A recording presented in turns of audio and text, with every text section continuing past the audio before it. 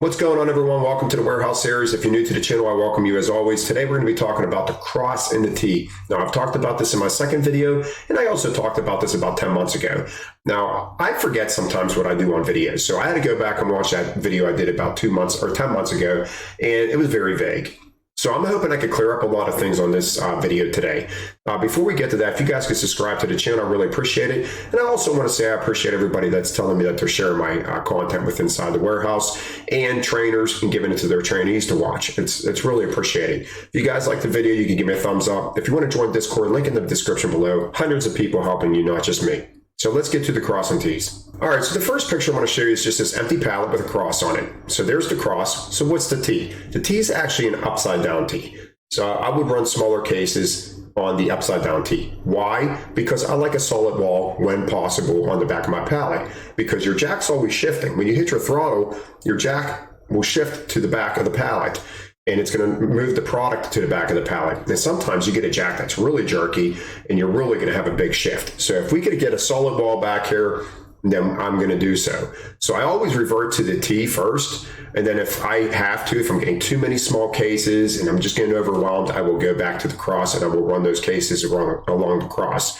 Now, guys, this only comes into play with smaller cases. If you have a full pallet of juice, this is out the window. You don't even have to worry about it. If you have a full pallet, or a base of cans, a base of eggs, anything bigger, we're only reverting to this whenever we have smaller cases. Let's say you have a small case base. A lot of smaller cases with just a few bigger cases within that section of the warehouse, then you want to follow this cross with your smaller cases. And then whatever those bigger cases are, we want them on the corners facing towards the middle line. All right, so that brings me to my next thing. This middle of this cross is the strongest point of your pallet. That's why I always tell you I want cases facing towards this line. All right, when you run cases this way, the only time I will do that is if they are the same case. If I got two cases of the same, then I will run them towards this line. That goes for the front of my pallet, and that goes towards the back of my pallet. Okay? That's the only time I will do that. Otherwise, I am trying to face cases inwards as much as possible. Even every layer. My hopes is to have two cases here and then have one staggered in between those two cases. Guys, that's a form of tying in.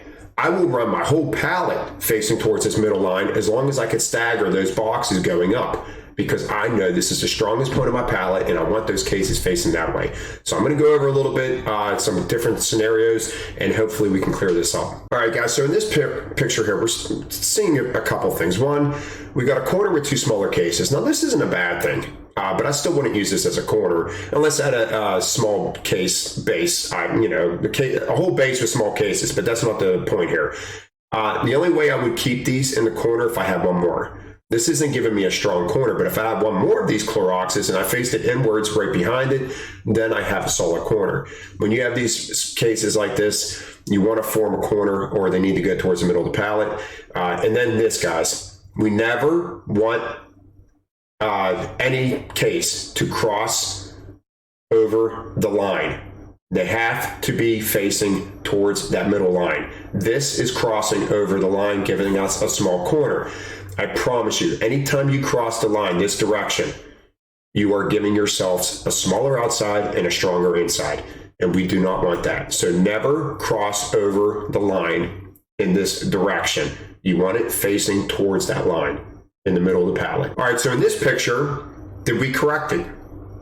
No, we didn't, because we had, this is what I was talking about when I said I want two, if I'm ever facing this line, I will only do it if I have two cases that are the same. So if I had another one of these big cases, I would put it right next to it and I would be happy with that. Then the Clorox would be over here on the inside. I would be happy with that just as much as facing them inwards, because it's a nice solid corner and my inside is level with my outside. Now take this and slide it down the pallet, and that part of the pallet I don't like. You're doing the same thing on the corner that you're doing in the middle. You're playing catch up. We don't have any small cases in this part of the pallet. So you're going to get high, low, and then you're going to have two columns that where you go around a corner, boom, they fall. When you have cases facing inwards and you go around a corner, they are not going to fall. When you have cases running like this and you're playing catch up and you get two columns, that is when your pallets fall over. So this is how I would do it. All right, I got my case. Look at how much stronger that corner looks. All right, just by looking at it, it is that much stronger. All right, even if I put a lower case on the middle, now it doesn't matter because I'm running cases towards the strongest point. I got my smaller cases within the middle of the pallet where they're supposed to be on the line of that cross. This is how you want to set these 3 cases up if these were your first 3 cases you had to throw. All right, so I hope that makes sense. Let's get on to the next picture. All right, guys, so right here we got 3 big cases. And for whatever reason, and this is the part of the pallet I told you I cannot stand, because why? Look what we're doing. We're crossing over that line of the cross. We don't want to do that. We want to follow the line towards the middle of that pallet. I don't get this, but people do it. We will have big case, and then for some reason we do this because we think we're doing something special, but then we're leaving ourselves with a smaller corner. So this is definitely not the way you want to run this, because we're crossing over that part of the pallet that I told you I cannot stand, because we're crossing over the cross. Now this is how I would do it. Why would I do it this way? Now I could put the other big case on another corner. That would be fine as well. Why I like doing this is because I don't know what's coming up in this order. Am I going to get more big cases that are going to match these? I don't know. So I want to make sure that I'm leaving a gap in the middle of my pallet for smaller cases. And I want my big cases on the corners. Now, like I said, this is okay, or I could easily stick this on the far corner over there, and it would be just as great. Now, me personally, if I stacked it like this, and I started getting all smaller cases, there's no doubt I'm moving that to a corner. I will take the 2 seconds to move that case to a corner. But maybe I got bigger cases coming up and I don't know. So this is part of knowing your warehouse and knowing what's coming up. But yeah, if this is the biggest cases that you're going to have on the order, I would probably move this to a corner and leave the little cases for the middle. Big, strong corners pointing in towards that middle line is what we always want to do. All right, guys, on this one right here, once again, what do we got? We got 2 tie pods, and we face them towards the middle of the pallet because that's the strongest point. You see how much more solid it just looks? Now, I could have took these 2 tie pods and faced them back because I got 2 of them, okay? Now, the Cascade, this is running along the cross. Even though it's over a little bit, it's still running along the cross. Imagine if we would have put this way. Look how small our corner would have been. When you run cases across this way, you force yourself to have a small corner. I will say it until I drop over dead. All right, now here, what are we doing? We are crossing over the cross. You do not want to cross over the cross anywhere. You want to run it the length of it. All right, guys, so this is 2 options. This is 2 of the ways I would do it. All right, I would have going the length of the pallet. Look, we got cases in the back, so we got a nice wall in the back. And we're running the cases along the cross.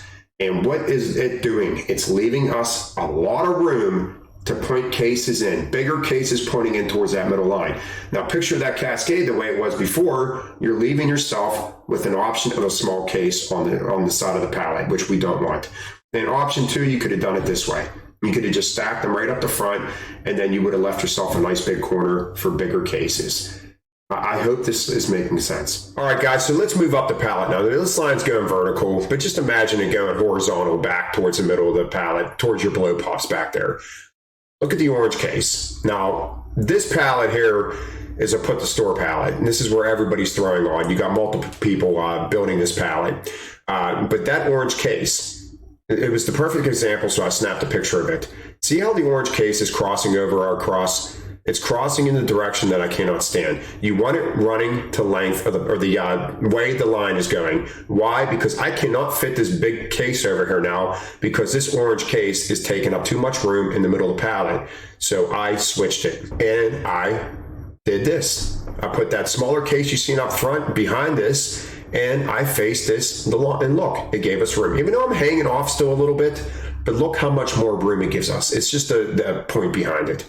When you run cases, I know I keep repeating myself, but I want to, all right? I want you guys to get this, all right? When you cross over the cross, you're forcing yourself to have small cases in the corner. When you run along the line of the cross, you're giving yourself space for bigger cases. Guys, I hope this video makes sense. I know it's a lot to take in, but you know, sometimes it is very hard to explain things. I actually did about, I'm not even joking, like 20 some takes on this video because I I wanted to try to get this as clear as I possibly can. So I hope this video helps. Please let me know. Any more questions, please let me know. If I need to make a part 3, I absolutely will. I will do whatever I can to help you guys. So that is it for today. Subscribe to the channel. I'll see you guys next time. Have a great day.